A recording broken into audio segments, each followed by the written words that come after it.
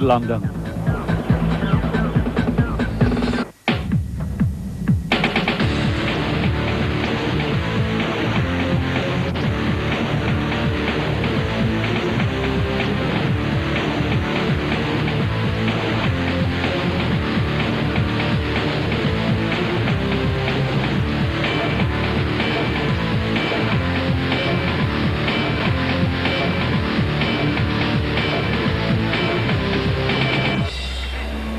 For the first time over an Easter weekend, the mouth of the Buffalo River in East London was the focus for round 8 of the Formula One South African Powerboat Championship.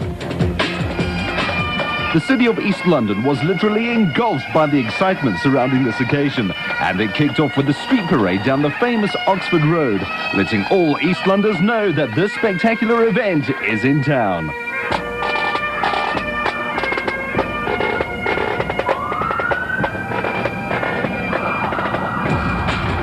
At the harbour, the sense of adrenaline and anticipation could be felt in the air, with pilots and crew getting down to the finer adjustments for the race.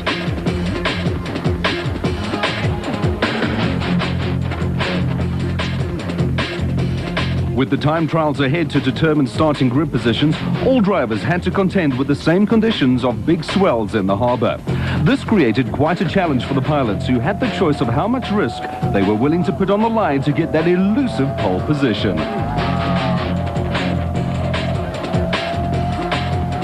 Russell Chard in the lights class managed a great 4th position ahead of rival Schalk van Tonder in 6th. With Tim Featherstone-Hoare in 2nd place, Peter Lindenberg once again threw down the gauntlet with his performance, securing pole position. This was exactly what he needed in his quest towards the SA Championship title. I'd like to try and win the day if I can. If I win the day, I would think that's the championship in the bag. So yeah, it's an important day. I guess I could walk away with everything, but I could walk away with nothing. So first step, I've got pole position. I need to win the day's racing. If I win the day's racing, championship should be in the bag. And then I guess look forward to Durban and see if I can beat the Australians. The swell in East London has always been a major playing factor, and you've got to be very, very careful about that. So keep the eyes open, read the water properly, and go like hell. Qualifying didn't go that well, so I'm starting 7th, and what I'd like to do is obviously finish all 3 races. To be honest, I didn't even know there was a selection. It's probably the last thing on my mind. I just want to finish and do well. But disaster struck early for Schalk van Tonder, putting his day's racing in jeopardy. Things like this happen. We made some modifications, changes to try and get the extra speed for today for the flat conditions. When testing it, and as I came around the bottom turn buoy, my left front pickle hooked the rope for the turn buoy, and that threw me over.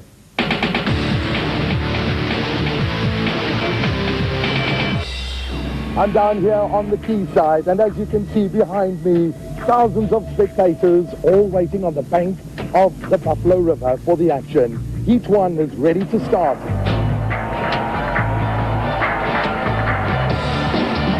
Heat 1 got underway with the field racing down towards the first buoy, with National Ports Authority number 2 boat Peter Lindenberg in the lead to turn first at the whole shot buoy.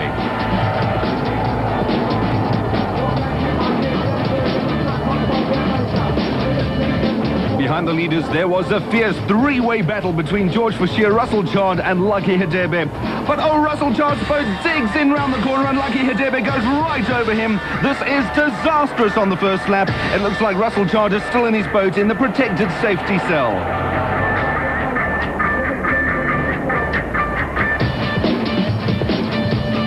The red flags are out, and with leader Peter Lindenberg completing the second lap, the rescue teams are immediately at the site attending to Chard, who seems to be stuck in his cockpit. Russell was on the outside coming to the inside, and I saw Lucky try for the inside, and the next minute Russell's boat just dug in, and the motor came around, and as soon as that happened, he had nowhere to go. He was going cross paths with Lucky. Lucky had nowhere to go. With extensive damage on his boat, Russell Chard seems fortunate with only minor injuries and alive to tell the story. I had a good start, and I was following George into the corner. My boat seemed to hit his wake and sort of lifted out of the water and spun around. It happened very quick, and the next thing, Lucky came across across the front of me. And it looks like it got a lot of damage? Yeah, the boat's a wreck. Total wreck. But luckily the safety cell did its job. I was afraid because as I come on the corner was a boy and the waves. As I look at the water, on the waves on the water, comes Russell. I couldn't. I tried to turn it to spinning on a boy and then I was too late. After cleaning up the wreckage, Heat 1 could be restarted now with 2 boats less on the starting grid. Once again, Lindenberg got off to a cracking start, leading the field to the first turnbuoy, chased hard by Tim Featherstone-Hoare, then Ian Mather. Boat number 6, George Fisher, under the flag of WAP Regent Hotel, didn't have a good start at all, lying in 6th place with Lucky Hadebe just behind him and Andre van Diemen, the red number 21, ahead of him. Back at the front of the race, 14 times national champion Peter Lindenberg opening up a lead over the current South African champion Ian Mather in 2nd place, who manages to get past Tim Featherstone-Hoare on the first lap. 4 laps down, and it's Lindenberg who can choose his lines, being in the lead, still followed by teammate Ian Mather. Tim Featherstone-Hoare in 3rd, and Marius Krause under the colours of Krause Racing in 4th place, with the only light entry for this heat, Andre van Diemen in 5th, followed by local George Fisher in 6th place. After experiencing problems in the previous 2 rounds, resulting in him having to get another boat, Marius Krause finally seems to have found his feet in his new boat. He chased hard after Tim Featherstone-Hoare in 3rd place, giving him a real chance to finish in the points. After the unfortunate incidents earlier in the event that put the other lights contenders, Schalk van Tonder and Russell Chard, out of the race, Andre van Diemen in his red US robotic boat showed that experience counts for a lot. And up to lap 5, he managed to stay ahead of George Fisher in the WAP Regent Hotel number 6 boat. At the sharp end of the race, Peter Lindenberg caught up with teammate Lucky Hadebe in his National Ports Authority number 10 boat. Lindenberg chooses the inside line and powers past Hadebe.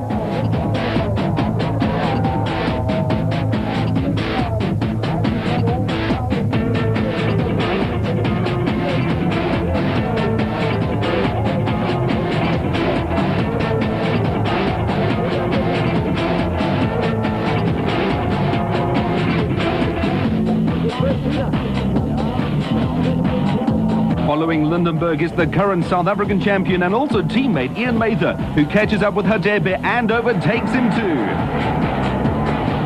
It's lap number 7 and George Fisher has now worked his way past Andre van Diemen and improved his position to 5th place behind Marius Krause. In the front of the race, the 2 National Ports Authority boats, Lindenberg and Ian Mather, with the blue number 6 Mercoscura-sponsored boat of Tim Featherstone-Hoare in 3rd. At the back of the field again, Andre van Diemen had to move over for Lucky Hadebe to go through. Also having to exercise caution as he laps the back markers was Marius Krause in his number 5 boat sponsored by Krause Racing.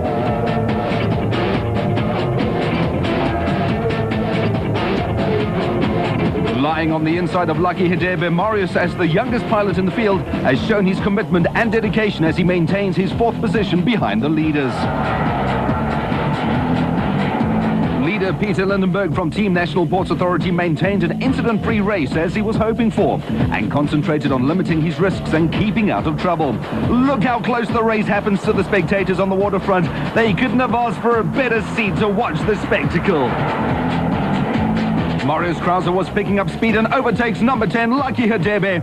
Now in his sights, the blue Mercoscura boat of Tim Featherstone-Hoare just ahead of him. It seems like Featherstone-Hoare is battling with power and Marius is catching up.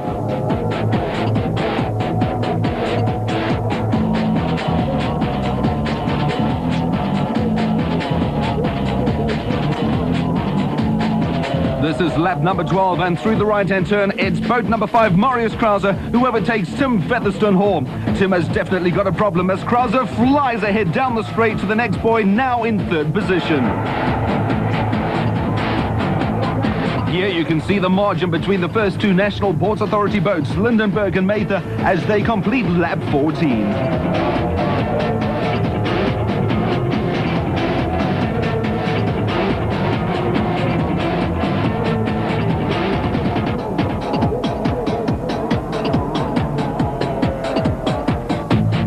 The The white flag is out, indicating to the leaders that they are now on the very last lap. This is the last chance that Mather has to try and gun for the lead. The last lap, and Ian Mather still waits for that gap from Lindenberg to move into the lead. But the experience of having earned the title 14 times taught Lindenberg all the tricks of keeping in the lead. Coming around the waterfront, there's only about 10 meters between Lindenberg and Mather. Does Mather have the speed to get to the finish line first? No, it's Peter Lindenberg who holds on to the lead to win the first heat of the day in an exhilarating race. A magnificent performance by Marius Krause, who takes third place after a consistent run throughout the race. But the focus was once again on veteran champion Peter Lindenberg, who has stamped his authority on the sport, having competed in more than 300 races during his career.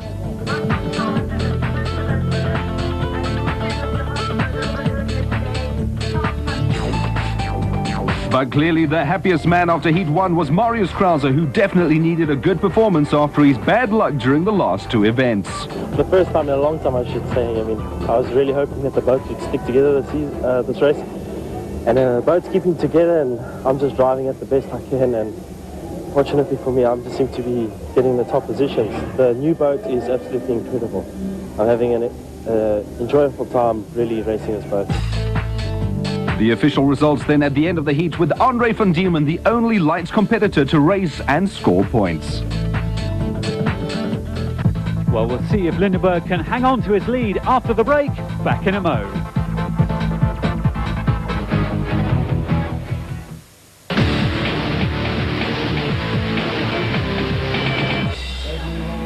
Heat 2, and with a reverse grid start, Andre van Diemen was on pole position, then Lucky Hedebe, and then Tim Featherstone Hall. It seems like the problems of Heat 1 were solved on Tim's boat, and that he's now even more determined than ever to stay in the lead. Chasing down the back straight, but he has to watch his back as National Ports Authority boat number 1 Ian Mather also got off to a great start and made his way through the field into second position, with Peter Lindenberg just behind him in third.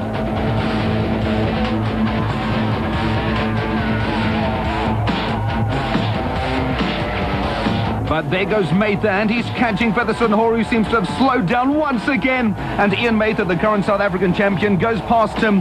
This seems to be the story of this young Port Alfred pilot's life over the past few races. A good start and then engine trouble.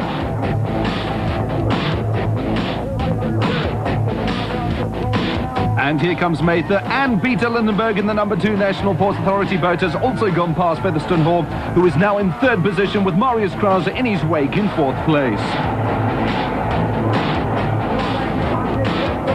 Now the battle for the lead is again between the 2 National Ports Authority teammates, Mather and Lindenberg. At the beginning of the event, Mather still had a mathematical chance to retain the championship title. But after Lindenberg's performance in the first heat, the scenario went out of the window, and now the best he can hope for is second position in the championship.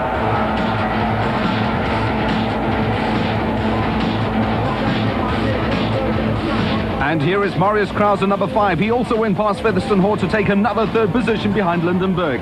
This has been the best performance that we've seen from Krause, and his immediate aim would just be to have a consistent performance and good points finishes.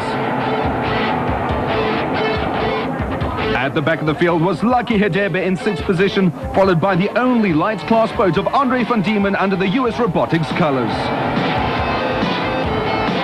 Here is a magnificent aerial view of the race, where one can see how close the boats go to the waterfront, with the spectators watching the race from close range.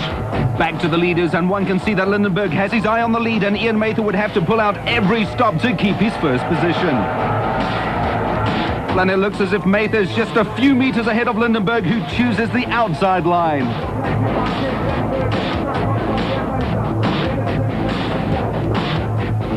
But the race lead has changed. National Ports Authority number 2, Peter Lindenberg, takes it over from teammate Ian Mather.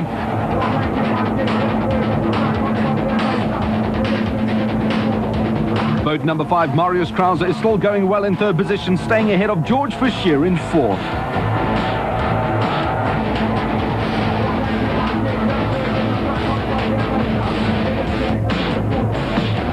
Now Ian Mather has to watch his rearview mirrors for Marius Krause in third place, who has kept his racing lines clean as he moves through the field with boat number 6 under the colours of Regent Hotel. George Fischer just behind him in position 4.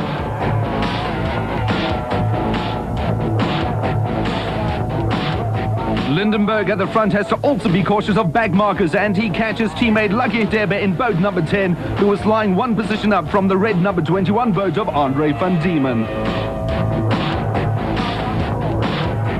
The one thing that Peter Lindenberg does not have to do is take chances, and he takes a wide berth around the back boy with Lucky in front of him on the inside.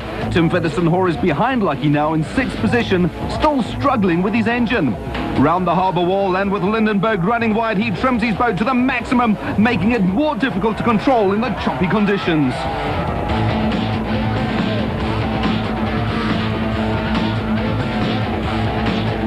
Into lap 13, and with the conditions deteriorating, the racing now becomes more difficult, and the pilots have to exercise a lot more caution. Marius Krause, still a commendable 3rd position, goes down the back straight and also trims his boat to the maximum to stay ahead of George Fischer, who is breathing down his neck.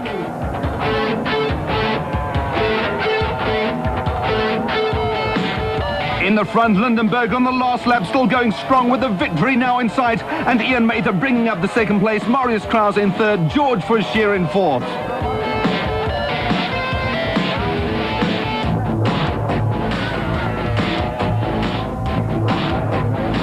And it's Peter Lindenberg on the last straight to the finish line. But he's slowing down. Can this really happen that he has a problem within 100 meters from the finish? But Peter Lindenberg just makes it over the line to clinch another victory.